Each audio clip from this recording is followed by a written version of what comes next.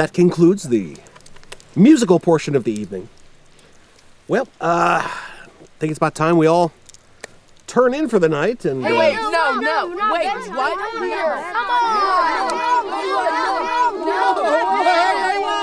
Hey, one at a time.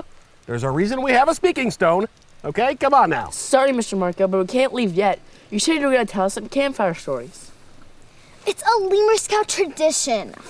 Yeah, tell us a story. All right. I can take a hint. But are you sure you're ready for it? Because here in my pack, I have something only seen by the bulging lemur eyes of old. A sacred collection of stories passed down by generations of camp leaders such as myself. This, my friends, is the one and only Lemur Tales.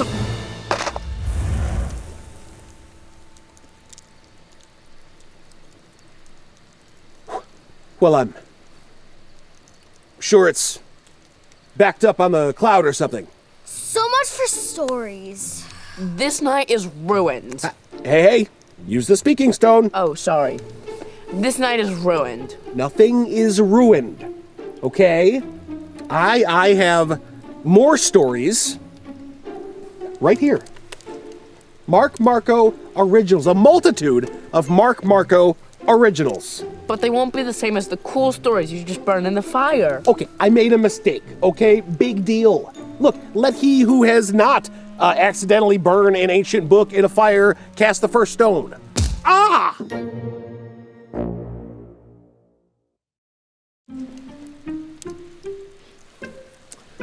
Well, another rock-solid campfire story. But at what cost? At what cost? It barely touched you. Ah, no speaking in the isolation circle, Billy. You need to reflect on what you did with that speaking stone. But you literally told me to throw it. That's true. Maybe we should let him rejoin our group. Or maybe we all go back to our bunks and don't hear any more stories. No, let's just keep him over there. Great. Well, for this next one, I'm going to need a little help from my trusty tambourine.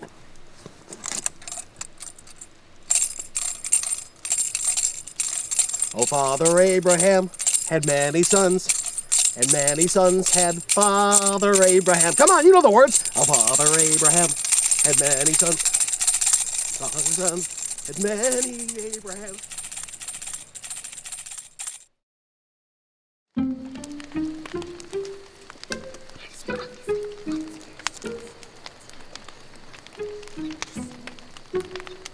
And just what are you little lemurs whispering about? Well, that was a good story, but we want a scary one. Let's see. A scary story. Maybe something a little more macabre? More chilling? Well, how about a story about a man who came back from the dead? The zombie stories are totally played out. They aren't even scary anymore. It's not that kind of story, Billy! Besides, this one is a Marco original. How did he do that? All right, submitted for the approval of Lemur Society. I call this story The Tale of Lazarus.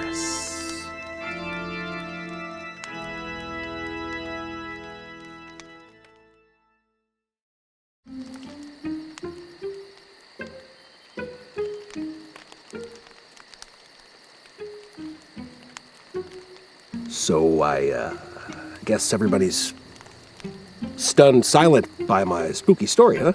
Actually, we didn't think it was scary at all. I'm sorry? I told you I had no idea what I was talking about. In fact, I'm starting to think that these ideas are coming from another source. Hey! You still got 5 full minutes in the isolation circle, Billy! No talking! And besides, all of my stories are 100% owned and operated by the intellectual property of Mark Marco LLC, patent pending, etc., etc.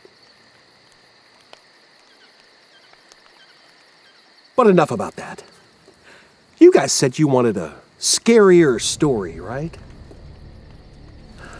Well, how about a story about a relentless monster, completely insatiable, who will chase you no matter what. That's right. I'm talking about a tax collector. What's a tax collector? Tell us a story. Tell us a story. Tell us a story. Tell us a story. Tell us Kids, I've already told you 4 different stories. Hold on. How about we hear from someone we haven't heard from in a long time? Tyler the Park Ranger. Hi, guys, it's me, Tyler. I'm back from my ranger sabbatical now. Where's my smartboard? Where is it? I'm looking for it. Not more puppets. Come on, we just want to hear a good story. Well, I got one for you. Oh, I see. So you think you can just take over and tell a better story than me and Tyler? Yeah, me and Tyler. Yep, speaking stone. Okay, here we go.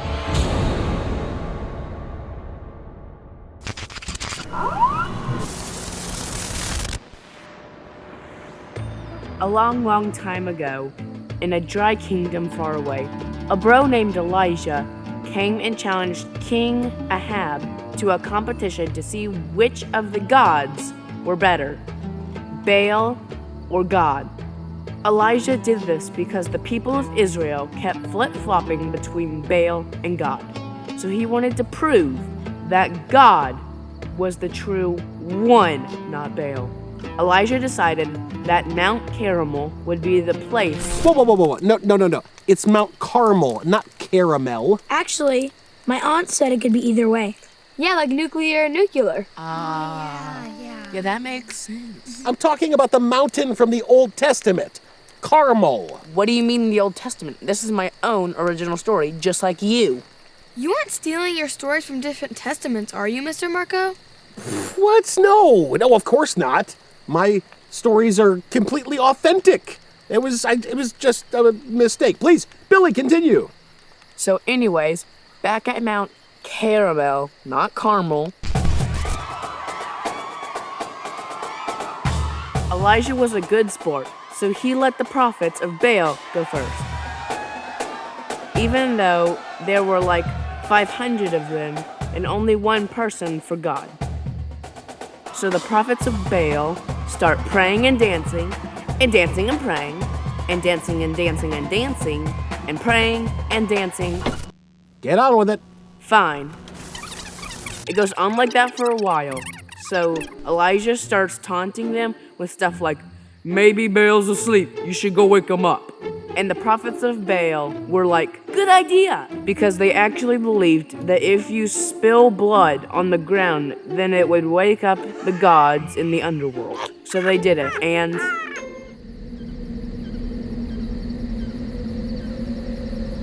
it didn't work. But then it was Elijah's turn, and he made a stone altar. Then he put sticks on it, and then some bull meat, and then he dug a trench around it and covered the altar with water. It was like 6 jugs worth of water, and it even filled the trench. This angered the people because that was a lot of high-quality H2O that they could have used, and they were in the middle of a drought. But Elijah wanted to prove that God could light fire to all this, even if everything was soaked. And so, after Elijah prayed to God, he answered by sending fire down from heaven, which incinerated the bull meat, the sticks, the stones, the dirt beneath the altar, and it evaporated all of the water. The people of Israel immediately turned back to God, and Elijah ordered all the prophets of Baal to be killed. And the people of Israel started throwing stones at them until they were all dead. See, kids? Throwing stones is dangerous. That's why. So anyways, Elijah told King Ahab to go have a feast because God would stop the drought soon. And after that, Elijah sent a man every single day to check the weather, like a weatherman. So every day, the weather reporter man had nothing but bad news. But on the seventh day, the weather reporter said there was a small cloud in the sky, and he was like, "It's just a small cloud, it'll probably pass by and not do anything." But Elijah knew this would be the cloud that ended the drought, and it did. It finally rained.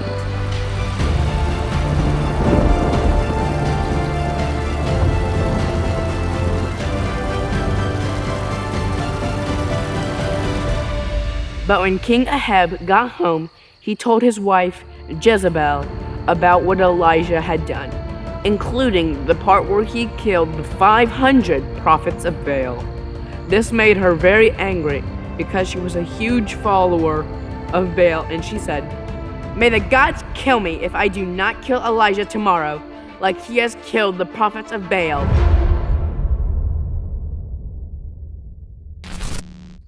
The end.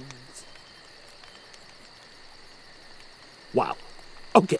It's one thing to rip a story completely from the Bible, but you're missing a ton of historical context. And what's worse, you ended this story on a cliffhanger? I mean, what's that all about?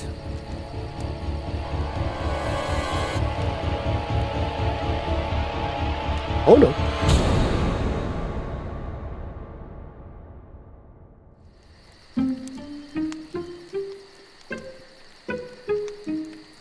These s'mores are so tasty. Yep. Too bad this is the last one. Oh, come on, don't be like that. Hey, no talking in the isolation circle. It's okay. He can come out and speak. If he admits that he stole all of his original stories from the Bible. Okay, you got me. Look, I may have borrowed a few, a lot of elements from the Bible, but that's just because it was all a part of your final Lemur scout test. Okay. Yes, it was.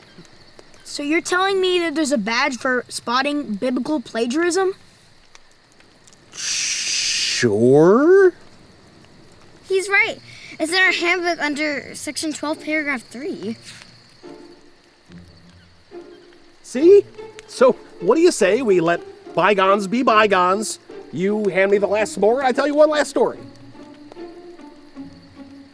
Okay. All right, Lemur Scouts.